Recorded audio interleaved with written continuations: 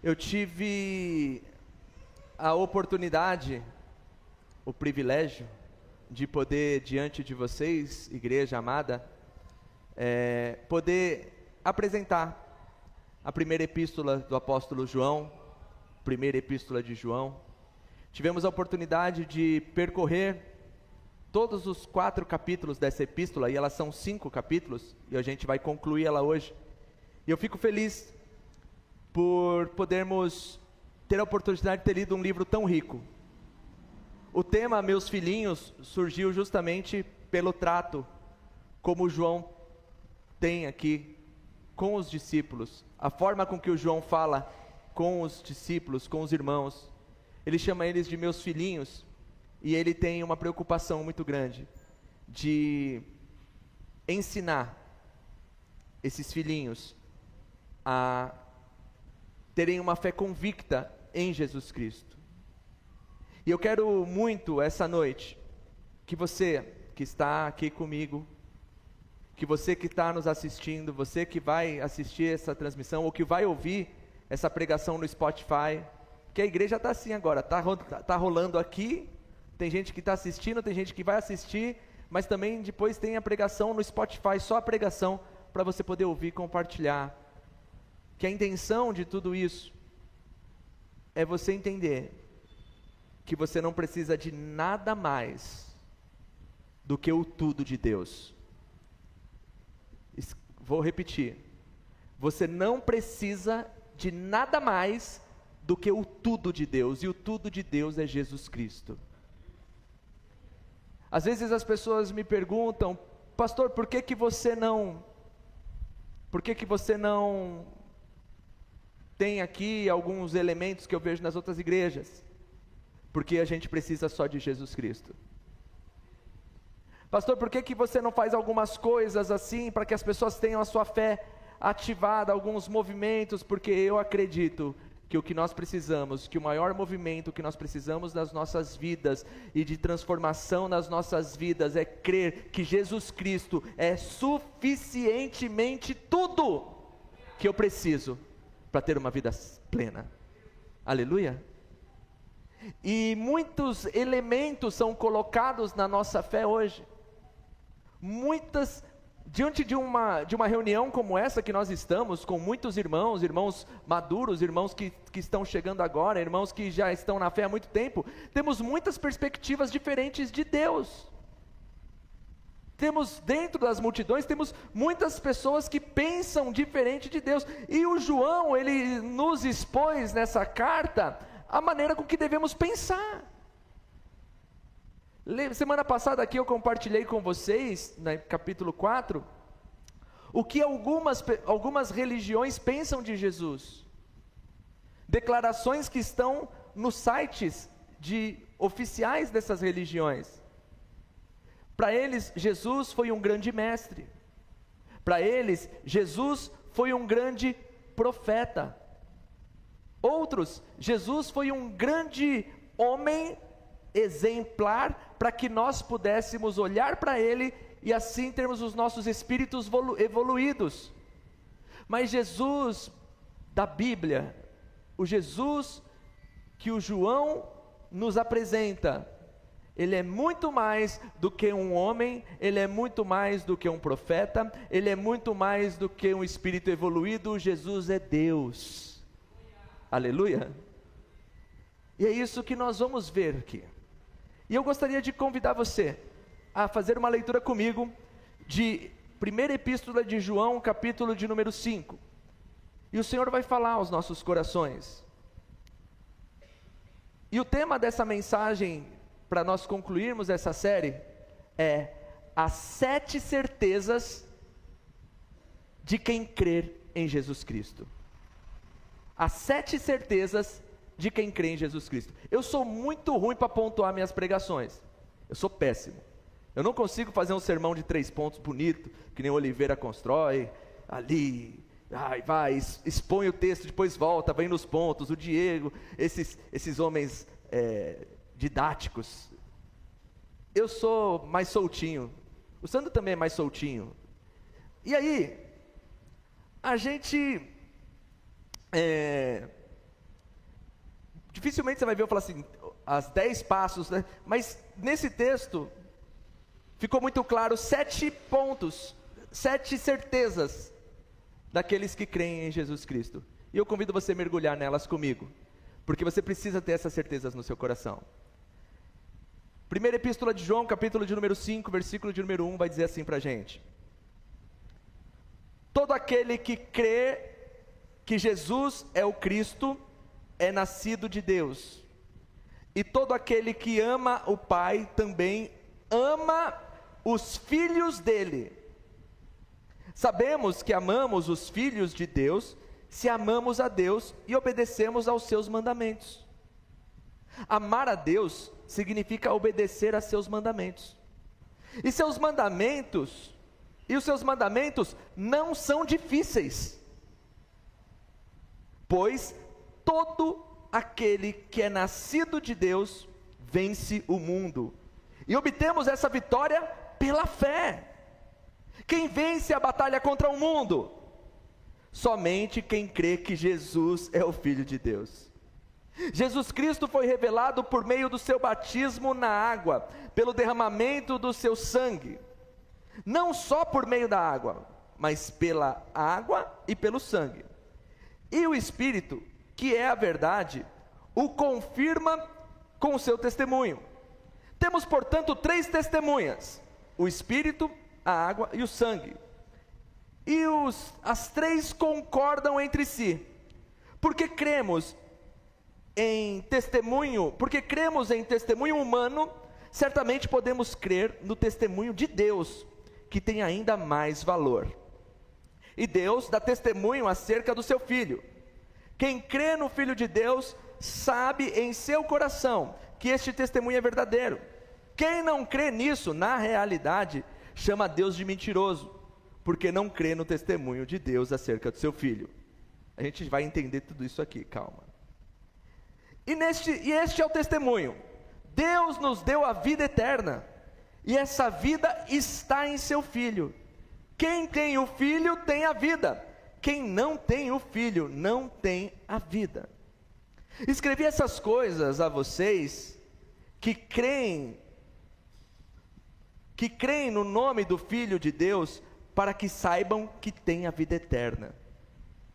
Estamos certos de que Ele nos ouve sempre que lhe pedimos algo conforme a sua vontade. E uma vez que sabemos que Ele ouve nossos pedidos, também sabemos que Ele nos dará o que pedimos. Se alguém vir um irmão cometer pecado que não leve à morte, ore por ele, e Deus dará vida a esse irmão que pecou de maneira que não leve à morte. Mas há pecado que leva à morte, e não digo que se deva orar por aqueles que o cometem. Toda injustiça é pecado, mas nem todo pecado leva à morte. Sabemos que os nascidos de Deus não vivem no pecado, pois o Filho de Deus os protege e o maligno não os toca.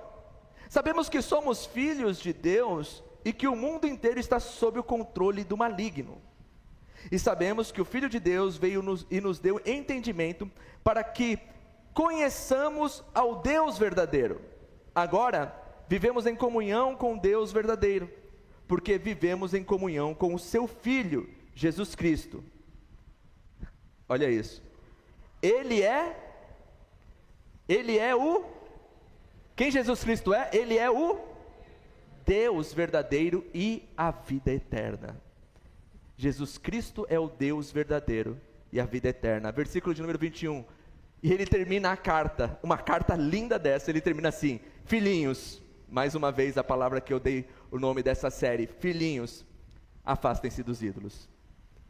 Senhor, eu te agradeço por tua bondade e misericórdia. Te agradeço por estarmos aqui reunidos em teu nome.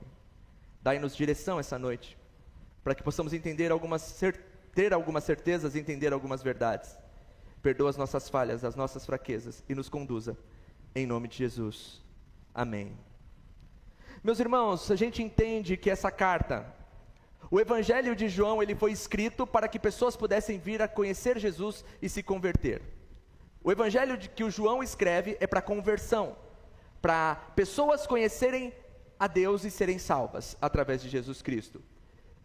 A epístola que o João escreve, ele escreve para a igreja. Essa epístola, ele não escreveu como uma carta evangelística, para você ser evangelizado. Até pode, porque a palavra de Deus tem esse poder. Porém, contudo, essa carta, ela teve um endereço. O CEP ao qual ela foi direcionada, o destinatário dessa carta, foi a igreja. Para que a igreja pudesse o quê? Ter certeza de quem é Jesus para a igreja. Porque estava tendo em meio à igreja naquele momento, já haviam pessoas que estavam saindo da igreja e distorcendo a doutrina e corrompendo muitas outras pessoas. Então o João se levanta e vem debater essas doutrinas, vem confrontar, vem refutar essas doutrinas e apontar para a igreja o caminho certo a se seguir. E mais do que tudo, trazer algumas certezas. Uma coisa que você vai encontrar muito nessa carta é a palavra sabemos. A gente vai encontrar a palavra sabemos, do tipo, isso é uma verdade. E a gente vai ouvir ele confrontando muito. Verdade, mentira. Verdade, mentira. É uma carta de preto no branco, de sim, sim, não, não. Não é uma carta de eu acho, eu penso. Ele deixa muito claro alguns pontos. E algo que eu quero compartilhar com vocês, de fato, essa noite é justamente sobre isso. Algo que eu vi nesse texto, que a gente pôde ler nesse texto, e que talvez passa despercebido na leitura, mas ele deixa 7 certezas que aquele que crê em Jesus tem que ter. A primeira delas é logo no versículo de número 1 ao versículo de número 5. Jesus diz assim, que quem crer, qual é a certeza que nós temos que ter, crendo em Jesus? Que quem crer em Jesus, ama a Deus e ama os filhos de Deus. Amém? Essa é a primeira certeza de quem crê em Jesus. Olha o que ele disse: todo aquele que crê que Jesus é o Cristo é nascido de Deus.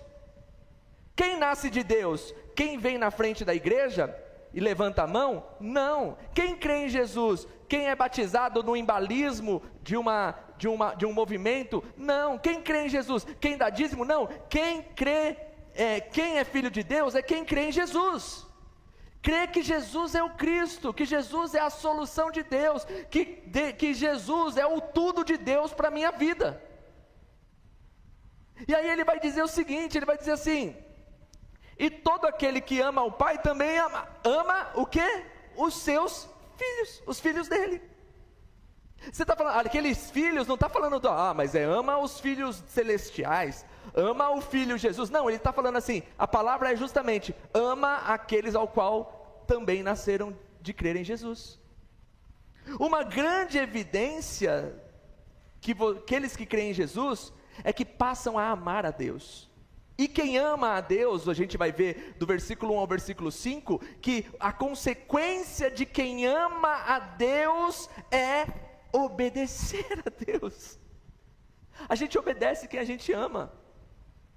Não é verdade? Você quer saber se o seu filho é obediente de verdade, se o seu filho te respeita de verdade? Não é você sair e deixar alguém cuidando dele. O que ele faz quando você não está. Obedecer quando o pai está presente é fácil.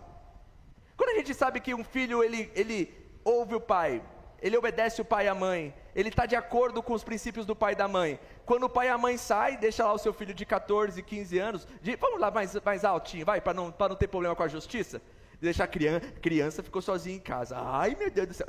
Não, o cara de 17 anos, 18 lá, fala assim: filho, vou viajar com sua mãe, aniversário de casamento, você cuida da casa aqui, eu vou deixar a chave do carro aqui guardadinha aqui em casa, você cuida aqui, por favor, que a gente vai ter um final de semana de 20 anos de casado, aí a gente precisa que você tome conta da casa. Irmão do céu, virou as costas, o carro, a casa virou uma balada. Quer dizer, seu filho te ama? Ele está de acordo com a sua obediência, ou ele só está oprimido por causa da sua repreensão? A gente demonstra amor na ausência, não debaixo da tutela. A gente demonstra respeito na ausência, não debaixo do jugo. E o Senhor está dizendo que aqueles que amam a Deus, obedecem aos mandamentos de Deus, porque os mandamentos de Deus, olha o que Jesus fala, não são pesados para aqueles que amam a Deus. Isso é muito forte. Essa semana eu ouvi um testemunho de uma pessoa e me deixou muito alegre, porque se você faz parte dessa igreja, você vai ter uma certeza, você sabe de uma coisa, eu nunca cheguei em você, que chegou machucado, ferido, ou até mesmo com maus hábitos do mundo. Eu nunca cheguei em você e falei assim, olha, você tem que parar, vou apontar para a cadeira vazia, você tem que parar de beber agora, você tem que parar de fumar agora, você tem que fazer isso, você tem que trocar essa roupa agora, você tem que fazer isso. Eu nunca fiz isso com ninguém. Já fiz com alguém aqui?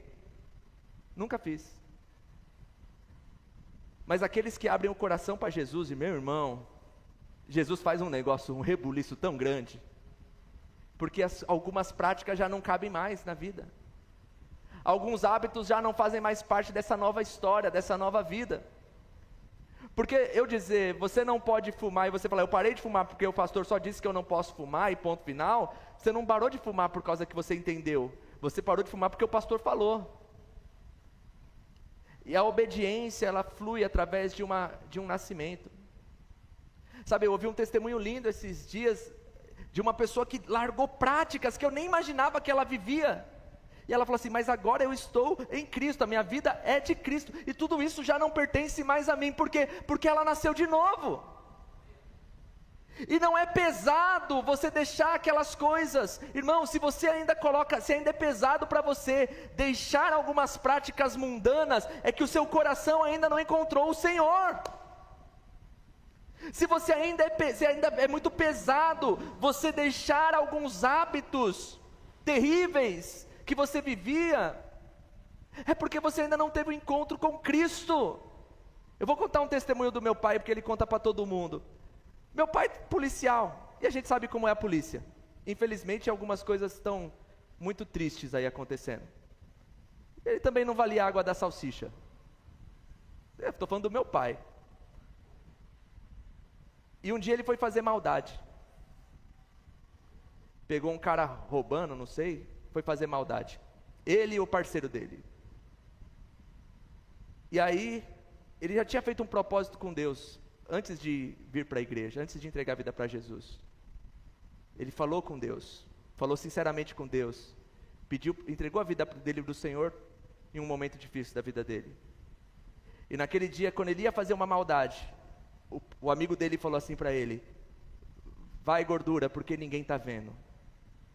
Olha o código, vai gordura, porque ninguém está vendo. Depois você pergunta para ele, uma voz falou bem para ele desse jeito, mas eu estou vendo. Eu estou vendo.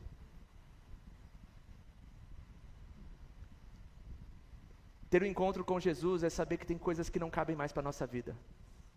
Entregar o coração para o Senhor é saber que tem coisas que não vão mais comportar com o nosso estilo de vida, e não vai fazer falta. Não vai fazer falta eu jogar algumas coisas para longe. Eu quero dizer uma coisa para você: tenha coragem de abrir mão de coisas que não fazem parte do reino. Tenha coragem de se desfazer de práticas, de costumes, de algumas coisas que não condizem com aquilo que é relacionado aos filhos de Deus.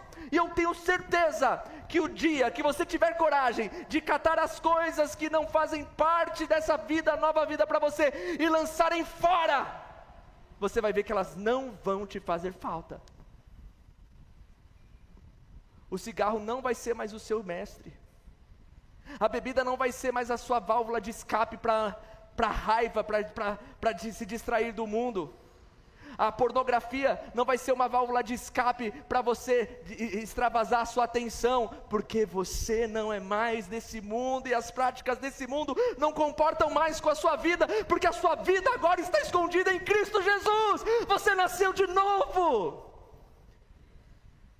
E cumprir as vontades do Senhor só é difícil para quem não encontrou o amor do Senhor, porque quem encontrou com o amor do Senhor, as suas práticas não são difíceis. Aleluia? Não adianta eu pregar isso aqui para o mundo, porque para o mundo é difícil, mas aqui a gente está falando com filhos, aleluia. É muito importante a gente entender disso. Olha só, a gente vê aqui que quem crê em Jesus, ama a Deus e ama os seus irmãos. O amor do outro está no servir. A gente ama a Deus obedecendo a Deus. E a gente ama o outro servindo o outro. Amar, foi muito bem explicado aqui em todas essas semanas que eu ministrei essa carta, porque todo capítulo João fala de amor. Amar é servir. Amar não é um sentimento. Porque Deus amou, que Ele deu o seu Filho. Deus amou, Ele deu. A gente ama pela fé, não pelo sentimento. Amém? Glória a Deus. Segundo ponto, segunda coisa. Nossa, eu estou acostumado a falar primeiro, segundo, agora vai ser. Segunda coisa que a gente tem que ter certeza quando a gente crê em Jesus, que a gente passa a ter certeza quando crê em Jesus. O primeiro é que Jesus, quem crê em Jesus ama a Deus e ama os irmãos. Outra coisa é saber, e essa é fundamental, do versículo 6 ao versículo 10, saber que Jesus é Deus. Jesus é Deus. Parece absurdo o que eu estou dizendo, mas como eu disse semana passada e expus para vocês, algumas práticas, algumas pessoas, elas não acreditam que Jesus é Deus.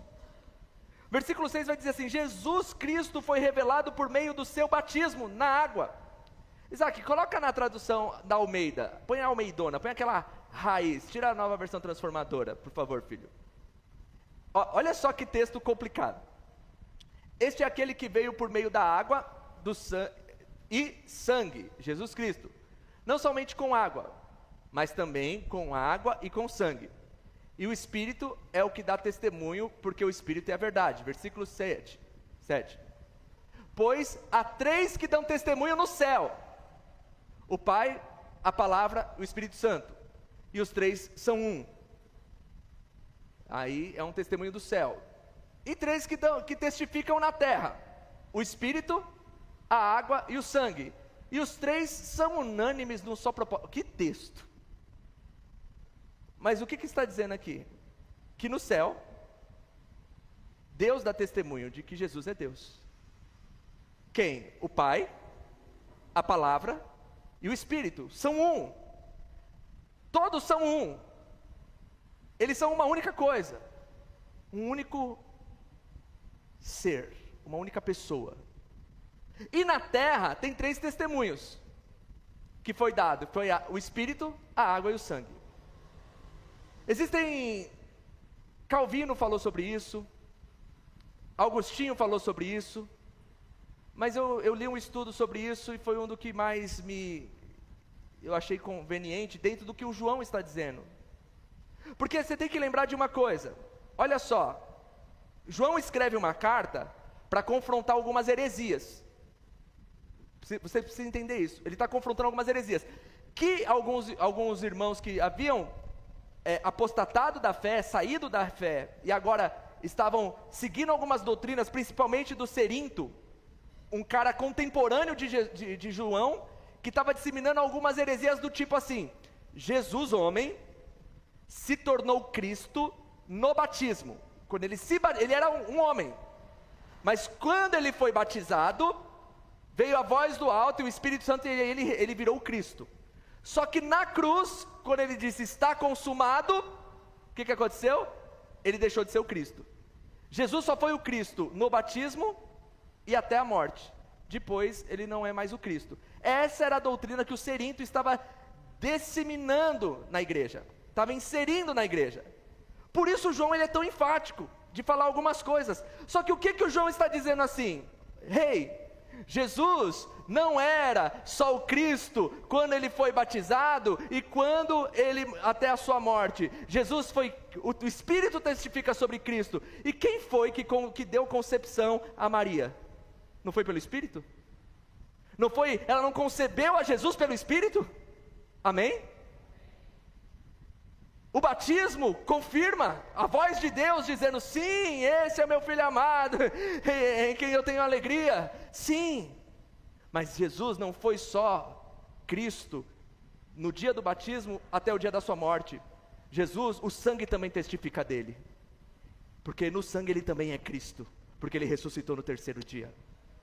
Então, o testemunho do Espírito, da água e do sangue também pode dizer respeito ao contraponto dessa doutrina, refutando essa doutrina e dizendo: Jesus, ele sempre foi, sempre será o Cristo. Ele foi durante todo o tempo um homem Deus na terra. Ele nasceu capacitado pelo Espírito Santo, viveu ministerialmente capacitado pelo Espírito Santo e morreu na vontade de Deus e ressuscitou no terceiro dia. Então o Espírito, a água e o sangue dão testemunho de Deus, de que Jesus é Deus. Ele foi e sempre será Deus. Aleluia.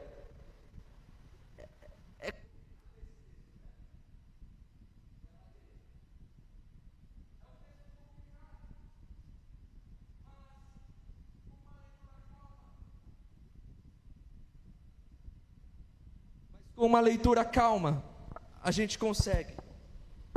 E dentro de um contexto, é claro, se você pega esse texto isolado e coloca fora de todo o contexto da carta, vira um bicho de 7 cabeças. Mas entender que Jesus foi concebido, nasceu, viveu, foi batizado, morreu e ressuscitou sendo Cristo. Ele sempre foi e sempre será o Filho de Deus. Esse é um testemunho de Deus. Jesus é o meu filho, e quem crê em Cristo tem que entender isso, saber que Jesus é Deus. Aleluia. Irmãos, a gente sabe que existem muitas doutrinas aí que são bonitas, mas que não crê que Jesus é Deus. Isso é um engano para a alma. Você conforta o seu intelecto, você vai confrontar. Cuidado aí, Arthur. Ai, moço, está transmitindo bem hoje, você vai me dar uma dessa? Essa mãozinha aí. Alô? Aí, é bem isso. Amém? Jesus é Deus. Olha esses pontos. Primeiro ponto, quem crê em Jesus ama a Deus e ama seus irmãos. Segundo ponto, saber que Jesus é Deus. Terceiro ponto, esse terceiro ponto é maravilhoso, do versículo 11 até o versículo 13, pode voltar na nova versão transformadora, Isaac? E ele diz assim: este é o testemunho, Deus nos deu a vida eterna, e a vida está no seu Filho. Qual o terceiro ponto? Deus nos deu a vida eterna. Irmão, a vida eterna não é algo que o crente busca, a vida eterna é algo que o crente já tem. Quantas de nós muitas vezes ficamos moribundos dizendo: eu preciso buscar a minha vida eterna. Você tem que buscar aquilo que já está em Cristo para você. Você não tem que buscar a vida eterna, pelo contrário, você tem que viver a vida eterna, como um cidadão do reino, guardando a vontade do Senhor no teu coração, porque você não vai ser santo quando ressuscitar no último dia, você já é santo porque Cristo te salvou. A sua santidade já é agora. Você já é um filho, você já é uma filha, e ela não é conquistada porque você é bonito, ela não é conquistada porque você é um dizimista, ela não é conquistada porque você é eloquente, ela só é conquistada no Filho. Só é conquistada no Filho. E ponto final. Não tem outra forma de ter a vida eterna. Versículo 12, olha lá. Quem tem o Filho, tem a vida. Quem não tem o Filho de Deus, não tem a vida. E quem tem o Filho de Deus, tem esses princípios na sua vida, irmão. Quem tem o Filho de Deus, a gente viu que tem uma verdade que corre sobre a vida dele. Aleluia. Amém? A vida eterna é dada pela graça, irmão. Não devemos caminhar para buscar aquilo que nós já temos. Nós temos que caminhar de cabeça erguida, como quem já alcançou aquilo que nós não tínhamos, a vida eterna. É diferente, irmão. Sabe o que é diferente? De repente vai liga, toca seu telefone, ninguém mais liga, né? Ninguém mais liga, só a operadora de telemarketing liga. Mas recebe uma mensagem no WhatsApp lá: Jô, vem aqui na sessão, que tem uma menina aqui do RH, que ela está possuída. Já pensou, Jô? Aí a Jô fala: misericórdia, nem orei, acordei, saí de casa, nem fiz jejum. Você já tem a vida eterna, irmão. Você já é filho de Deus. Você tem que ser um representante do reino onde quer que você esteja. A gente vai ver aqui mais umas coisinhas aqui na frente. Nós somos humanos e nós cometemos erros, mas nós estamos salvos e guardados pelo sangue do Cordeiro, meu querido. Amém? Não para que você viva uma vida de pecado, isso é ignorância, mas a salvação é na segurança de que Jesus morreu por nós. Aleluia. Quantas pessoas não olham para você e falam assim: você vai perder a salvação, porque você não está mais congregando aqui nessa igreja. Olha, você toma cuidado, porque Deus vai pesar a mão, porque você não deu o dízimo. A salvação não vem do dízimo, a salvação vem do Filho de Deus, a vida eterna vem do Filho de Deus, meu irmão. E todas as ações exteriores que fluem de nós, é pela consciência de que nós somos salvos em Cristo Jesus. Não foi o que a gente acabou de ler? Não foi o que a gente acabou de ver? Essas convicções que fluem de nós. Sabe, eu quero dizer uma coisa para você. Vá para o versículo de número 13, Isaac. Olha isso. Eu quero dizer para você uma coisa: não existe salvação fora de Jesus Cristo. O mundo vai te dar muitas opções de salvação. Vai dizer que você é bom, que você é legal, que você não faz mal para ninguém. E outra, tem um tipo de salvação que é muito esquisita. Só porque alguém fez alguma coisa contra você, te coloca como um coitadinho e fala assim: tadinho de você, você não merece isso. Deus está vendo tudo, como se Deus fosse te salvar porque alguém fez alguma coisa contra você. Não, salvação não vem porque você é coitadinho. Salvação não vem porque alguém fez alguma coisa contra você. Salvação não vem porque você é bom. Salvação não vem porque você deu cesta básica. Salvação só vem porque a gente crê que Jesus é Deus, o Filho de Deus, e Ele é o caminho da nossa salvação. Aleluia? Tá aí, é assim, né, Regis? Não tem, a gente até tenta, mas não dá. É desse jeito. E quando a gente lê essas coisas, um monte de coisa cai, um monte de escama cai. Porque aí você não vai fazer a campanha para eu conseguir a salvação, porque eu já tenho a vida eterna. Que você precisa se endireitar, criar vergonha na cara, se converter, crer em Jesus, amar Jesus, crer na palavra. Porque qualquer outro artifício vai desfocar a obra redentora de Jesus, irmão. E a gente não pode. Porque tudo que dá certo no meio da igreja, tudo que nós fazemos, tudo que alcançamos é para a honra e glória de Deus. E tudo que dá errado, a culpa é nossa. Porque Deus é bom, Deus é santo, Deus é perfeito. Aleluia. Irmão, eu falei sobre quem crê em Jesus ama a Deus e ama o irmão. Segundo ponto, outra coisa que a gente saber que Jesus é Deus. Outra coisa, Deus nos deu a vida eterna. E o quarto ponto, Deus responde às nossas orações. Olha isso, irmã Ivanete, versículo de número 14, que coisa mais profunda. Estamos certos de que Ele nos ouve sempre que pedimos algo conforme a tua vontade. Versículo 15, e uma vez que sabemos que Ele ouve os nossos pedidos, também sabemos que Ele nos dará o que pedimos. Eita! Só por causa de Jesus isso, irmãos. Os discípulos de Jesus chegam para Jesus e falam: Jesus, nos ensina a orar como João ensinou os seus discípulos. Porque acho que a gente não sabe orar. Porque o Senhor ora, as coisas acontecem.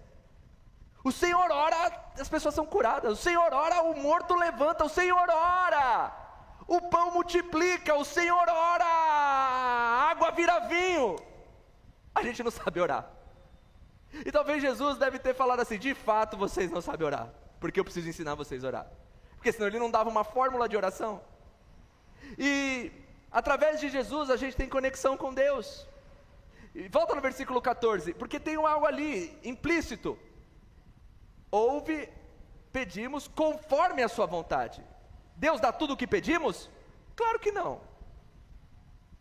De repente você orou pedindo um iPhone 15 e não chegou até agora. Isso aqui é a vontade de Deus? Então Jesus, ele traz um caminho para que a gente alcance. Jesus, eu quero usar uma palavra assim, Jesus, ele descortina o coração do Pai no ambiente da oração. O que o Pai quer ouvir no ambiente da oração? Isso é muito forte. O que Deus espera ouvir dos seus filhos? Qual é a vontade de Deus na nossa oração?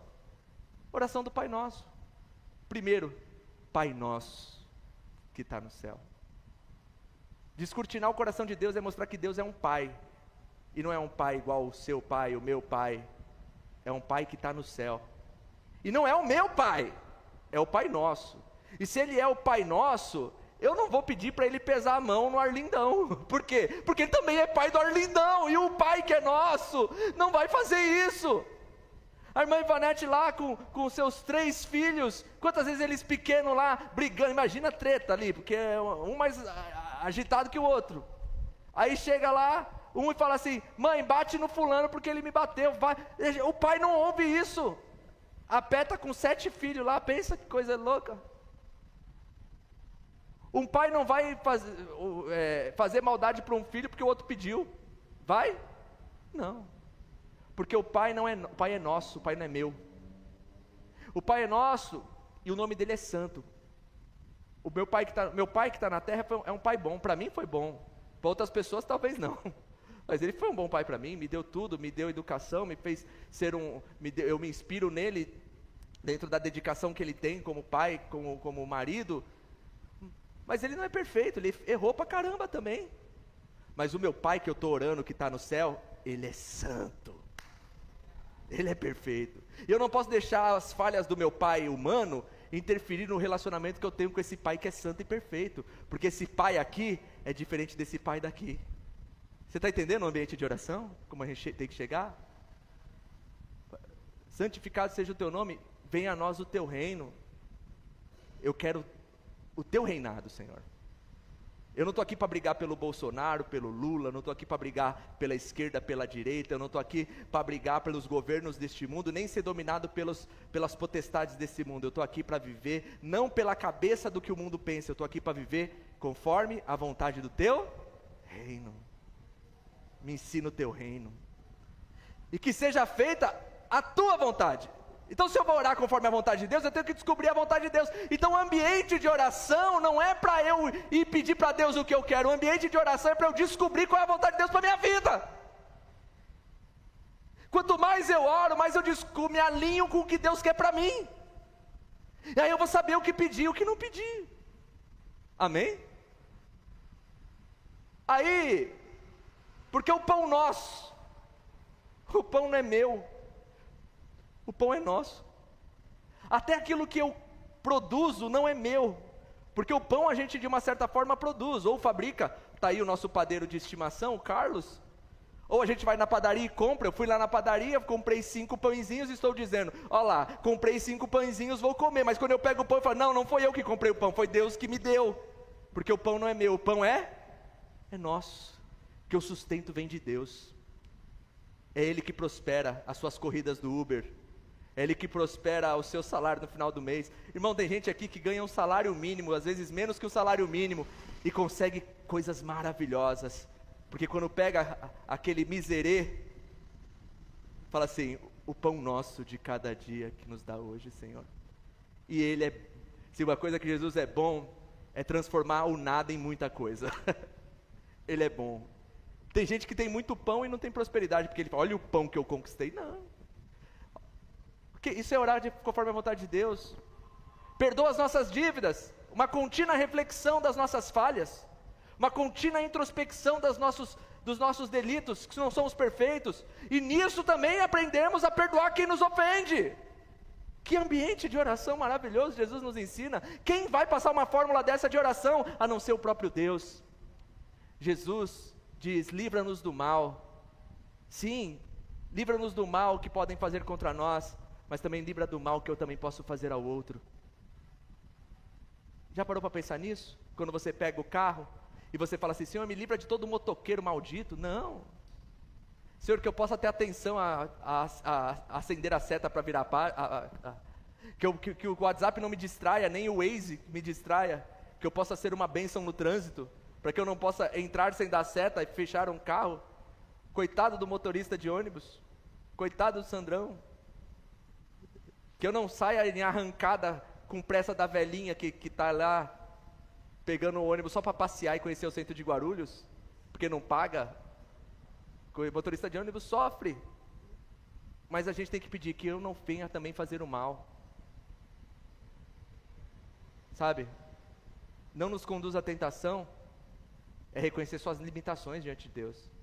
O que te faz fraco? O que te faz fraco? Então Jesus, ele descortina o coração de Deus do ambiente da oração. E aquilo que era secreto para muitos, Jesus abre os olhos e diz: o Pai é assim, eu dou o caminho para vocês chegarem ao coração do Pai. Por isso, o João diz: estamos certos de que Ele ouve sempre o que pedimos, conforme a sua vontade. Então usa a oração do Pai Nosso como a régua do coração de Deus, para que você possa saber como chegar no coração de Deus. Amém? Outro ponto que é muito maravilhoso: Deus responde às nossas orações? Sim, Ele responde às nossas orações. Mas o quinto ponto é: Deus pode salvar pessoas da morte através da intercessão. Isso é muito forte, irmão. Olha o versículo 16 e 17. Se alguém vir um irmão cometer pecado que não leve à morte, ore por ele, e Deus dará vida a esse irmão que pecou de maneira que não leve à morte. Mas há pecado que leva à morte, e não digo que se deva orar por aqueles que o cometem. Versículo 17. Toda injustiça é pecado, mas nem todo pecado leva à morte. Irmão, isso aqui também é uma outra treta e muitas perspectivas teológicas acerca do que é pecado que leva à morte. Mas diante do que o João escreve, diante de coisas que o Paulo escreve, diante do que Jesus mesmo falou, a morte que se diz respeito aí é a morte espiritual. Não necessariamente a morte física, porque morrer todos vamos, se Jesus não voltar antes. Então, que diferença é essa? Se todos vamos morrer, e tem crente que morre antes do ímpio, tem um monte, crentes que são ceifados antes do ímpio, então não dá para se falar de morte física. Pecado que leva à morte é a morte espiritual. E Jesus, ele conta quando ele expulsa um demônio, e algumas pessoas falam assim para ele: olha, ele expulsa pelo nome de Beelzebu. E ele vai dizer que não. Ele vai confrontar isso daí. E ele vai nos apontar que o grande pecado de apostasia é associar ao diabo as obras que são de Deus e negligenciar a ação do Espírito Santo. Irmãos, eu vou falar uma coisa para você. Eu já vi gente difícil se converter. Gente difícil, de coração difícil, gente com práticas terríveis se converter. Mas é muito difícil você ver alguém que estava na igreja, entendeu algumas coisas de Cristo e optou por sair, voltar. É bem difícil. Sabe, pessoas que não que foram machucadas como ovelhas, mas que estavam no seio da igreja e falaram assim: olha, não quero acreditar mais nisso, não quero acreditar no Jesus que é o Cristo, não quero acreditar nessas coisas. Ouviram o evangelho verdadeiro. O João, ele está falando com gente que ouviram o evangelho dos próprios apóstolos, mas optaram não viver desse jeito. Irmão, infelizmente, e a internet é um grande catálogo disso. Tem gente que eu estou começando a deixar de seguir, uns caras assim que começou a falar tanta besteira, que você fala: meu, não dá para ouvir esse cara falando. Vidas tão libertinas. Essa eu não seguia, mas é que as notícias da internet, aquela Yurk lá, Andressa Urach lá, a mulher era da vida, se converteu, aí já não é, agora voltou para a vida, aí ela lançou esses dias que ela vai montar uma igreja dos pecadores, irmão. Pô, mano, aqui já é uma igreja tem um monte de pecador, mas que se arrependeu. Como que uma pessoa que pega a obra redentora de Cristo e associa ao diabo, irmão? Não estou chamando ela de diabo, é uma pessoa perdida, uma pessoa morta espiritualmente, entende? Morto espiritualmente. E quem é morto espiritualmente não ouve o Espírito de Deus, não tem uma inclinação ao que Deus está falando, ao que o Senhor está falando. Entristeceu o Espírito Santo. Irmão, infelizmente tem gente que é assim. Só que em contrapartida, o que o Senhor fala? Que as pessoas que pecaram... Agora, irmão, por favor, a gente não pode sair julgando quem é ou quem não é. Nós não temos essa capacidade de ficar julgando. Meu ponto de vista, ore por todos, para que o Senhor salve. É mais fácil do que você cometer o erro. Mas tem algumas coisas que são muito nítidas. Mas qual é a orientação? O que Deus responde às orações? No versículo 16, volta lá, Isaac, por favor. Olha o que o João disse: se alguém vir o seu irmão cometer pecado, ore por ele. Irmãos, a gente vê tanta coisa aí, e aí, em vez de orar, a gente condena. A Bíblia está dizendo que diante dos pecados dos nossos irmãos, nós devemos orar por eles. E o Senhor, Ele vem, porque o único que pode acabar com o pecado da vida de alguém é Jesus Cristo. Amém? Ele salva, Ele transforma, Ele tira da morte e traz para a vida. Sabe, a parábola dos dois filhos, eu não quero mais falar a parábola do filho pródigo, porque Timothy Keller me ensinou que não é a parábola do filho pródigo, é a parábola dos dois filhos. Na parábola dos dois filhos, o filho mais novo vai para longe, vive a vida do jeito que ele quer viver. O pai não foi atrás dele. E quando o filho mais novo volta, o pai diz assim: o meu filho estava morto. Mas ele estava andando, mas é uma morte espiritual. Querer estar longe de Deus é uma morte espiritual. Mas o caminho de volta é o arrependimento. E Jesus Cristo, o Cordeiro, que celebra tudo isso para a gente poder estar com Deus. Amém? É só isso. Outra coisa. Sexto ponto. Quem nasce de Deus não vive no pecado. Primeiro ponto foi quem crê em Deus, quem crê em Jesus ama a Deus e os irmãos. Segundo ponto foi saber que Jesus é Deus. Terceiro ponto, Deus nos deu em Jesus a vida eterna. Quarto ponto, Deus responde às nossas orações. Quinto ponto, Deus pode salvar pessoas da morte através da nossa intercessão. Sexto ponto, quem nasce em Deus não vive no pecado. Versículo 18, sabemos que os nascidos de Deus não vivem no pecado, pois o Filho de Deus os protege do maligno, não os toca. Irmão, um crente, se você creu em Jesus Cristo, entregou sua vida a Jesus Cristo, o diabo não pode te possuir, irmão. Não tem como o diabo te possuir. Ele te tenta, ele arma emboscadas. Quem já leu Cartas de um Diabo ao Seu Aprendiz, vê uma perspectiva linda do C.S. Lewis, que as emboscadas e as artimanhas, para que ele te esfrie, ele vai armando, as legiões vão trabalhando, mas um crente não pode ser tocado, possuído pelo maligno. Você está entendendo o que eu estou falando, irmão? Por quê? Porque ele está coberto pelo Filho de Deus, irmão. Coberto pelo Filho de Deus. Às vezes a gente traz doutrinas para a nossa vida cristã, evangélica, protestante, que são doutrinas de perspectiva cultural espírita. No espiritismo, se eu vou orar por uma pessoa que está carregada, eu acabo pegando o peso daquela pessoa e eu tenho que tomar um banho de descarrego. O evangelho não é assim, irmão.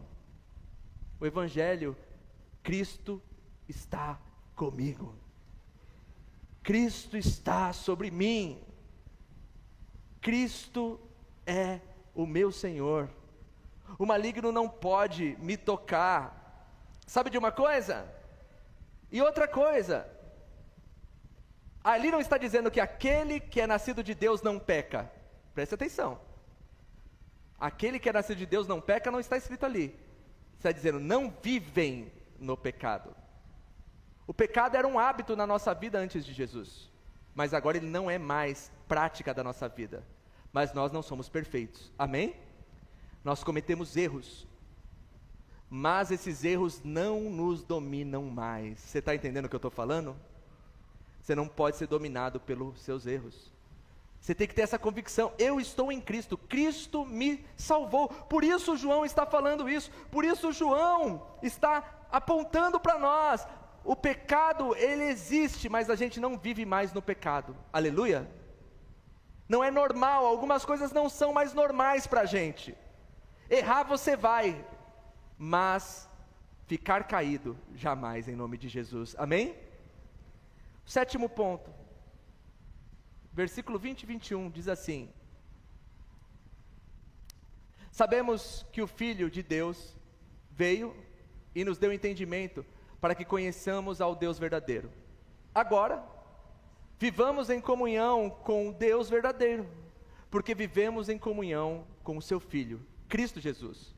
Ele é o verdadeiro Deus, o Deus verdadeiro e a vida eterna.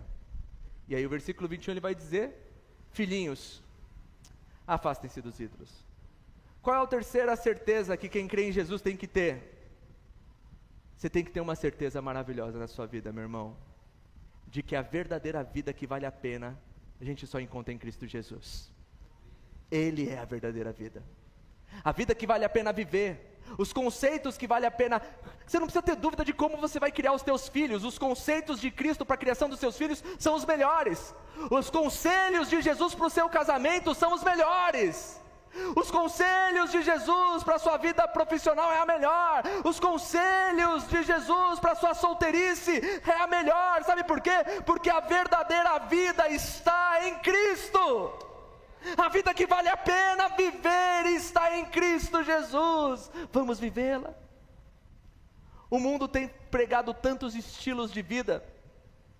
Tem gente que quer ser cachorro, gente que quer ser cavalo, tem macaco que quer ser macaca, tem frango que quer ser franga, tem a mortadela está fatiando a máquina, e a gente está vivendo aquela música antiga da Tropicália, é proibido proibir, ou aquela música do Raul Seixas, a sociedade alternativa, faça o que tu queres, há de ser tudo da lei. Pode até um dia, tudo o que você quiser ser tudo da lei, mas a vida verdadeira, a vida que vale a pena, a vida que projeta para a vida eterna só está em Cristo, só nele.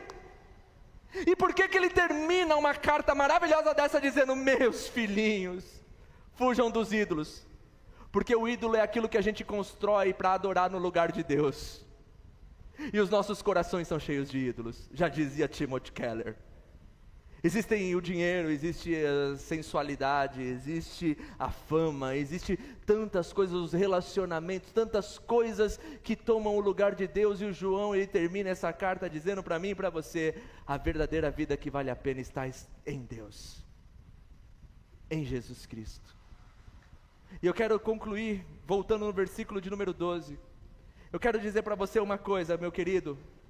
Por que nós não temos arcas da aliança? Por que eu não estou usando o kippá, a gente não tem aquele monte de adereços? E por que a gente não faz algumas coisas aqui? Porque Jesus é tudo o que a gente precisa. Jesus é o tudo de Deus. E só em Jesus, só Jesus tem poder para salvar. Aleluia! Só Jesus tem poder para mudar a sua história. Só Jesus tem poder para mudar a sua vida. Meu querido, não sei onde anda o seu coração. Como eu disse, essa carta o João escreveu para a igreja entender que em Cristo nós temos tudo o que nós precisamos. Em Cristo você tem tudo o que você precisa, e o seu coração se encha de alegria em Cristo Jesus. Mas aí eu quero usar a referência do João, do primeira carta do João, que ele escreve, o evangelho que ele escreve, ele diz assim: Deus te amou que Ele deu o Filho dele, para que você tenha a vida eterna. Você é amado por Deus. Entregue a sua vida plenamente a Jesus Cristo, e você vai conseguir ter algumas certezas. Certeza de que Deus te ouve, certeza de que você pode amar, certeza de que você é amado, certeza de que você tem a vida eterna. A gente erra, mas a gente não permanece do erro, porque isso não faz mais parte da nossa natureza. A gente vai ter orações respondidas, e a gente vai dizer uma coisa: Jesus é o Deus da minha vida. Aleluia. Jesus é tudo o que você precisa, irmãos. Se você não se contentar em Jesus, você não vai se contentar com nada. Não existe pastor, igreja, denominação ou coisas que vai preencher seu coração. Jesus é tudo o que nós precisamos. Fecha os teus olhos, vamos orar. Quero te convidar a orar comigo nesse momento. Vou trocar de microfone, Tatu. Em nome de Jesus, eu quero te convidar a refletir em tudo isso. Será que você tem essas certezas na sua vida? Será que você consegue ter essa alegria no coração? Será que você crê que em Jesus como Cristo e ama a Deus, obedecendo a Deus, servindo os teus irmãos? Meus queridos, em nome de Jesus, que Jesus seja o tudo para você. Se Ele não tem sido, o meu conselho é como o conselho do João: afaste-se dos ídolos que têm substituído Jesus, porque só Ele pode te dar salvação e vida eterna. A vontade dEle é boa, perfeita e agradável, e mais, a lei dEle não é pesada para quem ama Ele. Senhor Jesus, eu te agradeço por Tua bondade, por Tua misericórdia e graça. Te agradeço porque o Senhor nos deu capacidade de poder estarmos aqui, te louvando, te engrandecendo, te bendizendo, refletindo na Tua palavra. E a Tua palavra é poderosa para salvar. Todos necessitamos de um amor, mas de um amor perfeito, porque só no amor perfeito do Senhor vamos encontrar sentido em todos os outros os amores. Perdoa as nossas falhas, perdoa as nossas fraquezas, conduza-nos na Tua vontade, preencha-nos, Jesus, é o que nós te pedimos, em nome de Jesus.